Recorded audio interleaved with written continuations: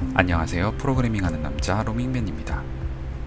기존의 소개 영상이 충분한 정보를 제공해드리지 못하고 있다는 생각이 들어서 소개 영상을 다시 제작하게 되었습니다. 그리고 간단한 Q&A를 같이 진행하도록 하겠습니다. 로밍맨에서는 컴퓨터공학 전공자를 대상으로 코딩 테스트 문제의 파이썬 풀이를 진행합니다. 반드시 전공자여야 하는 것은 아니지만 프로그래밍 언어 하나를 사용하는데 큰 어려움이 없고 데이터 구조에 대해서 학습을 마친 분들을 대상으로 풀이를 진행합니다.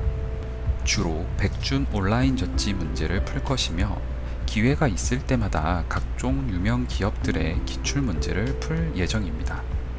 언어는 특별한 이유가 없다면 파이썬을 사용할 것이고요.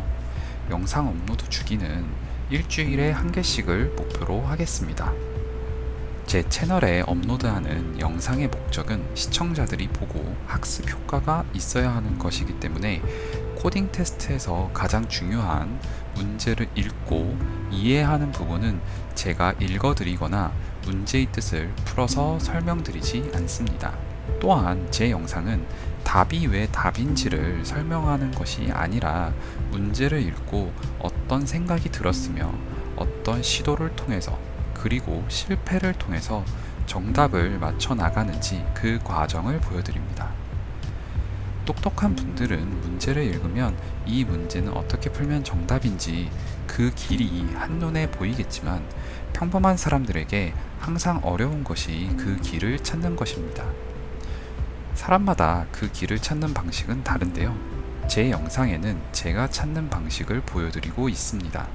저런 방법도 있구나 라고 참고하셔서 각자 본인만의 길을 찾는 방법을 만드시기 바랍니다.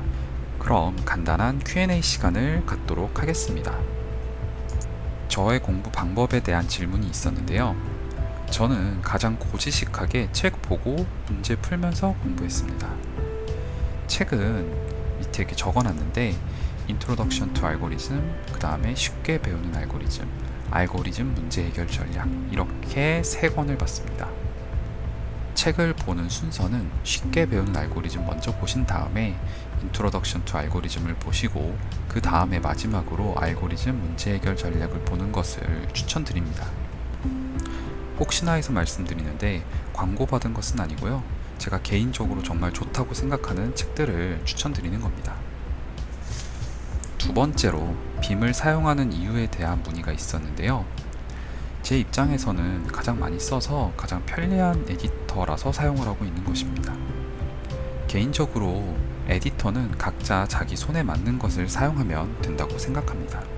세 번째로 어느 수준까지 공부해야 네카라 쿠베라고 불리는 업체들에 합격할 수준이 되는지를 물어보셨는데요.